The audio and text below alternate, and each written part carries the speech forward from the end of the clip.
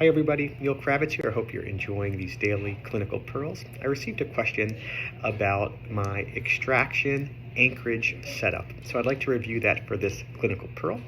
Now, for those who have heard me lecture, I've said many times that in my office I have about a 25% extraction rate on adolescent patients, and that percentage may change depending on where you practice in the country or your patient demographic. Now, for my extraction setup, I occasionally will use a Nance, but I often use gable bends, and I bring back the canines first, then 2 to 2 second. So I create a 3-part arch by retracting the canines into a solid supra class 1 canine position. I secure that position with class 2 elastics while I retract upper 2 to 2 with a slight increased curve of speed in the arch wire. I don't use closing loops, though I think that is a wonderful option. I don't use them for just the aesthetics of them, but I'm a huge fan of closing loops.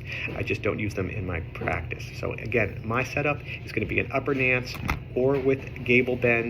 I'm going to bring back the canines first. I'm going to support the canine position with class 2 elastics, then bring back upper 2 to 2 on continuous elastic chain. Now, one more thing that I want to add.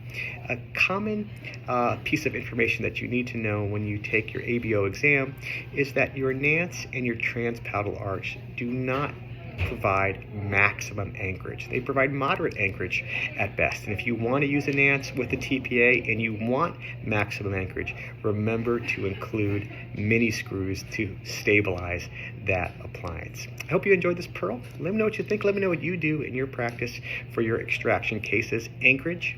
Thank you guys so much for subscribing to this page. Thank you for supporting the JCO.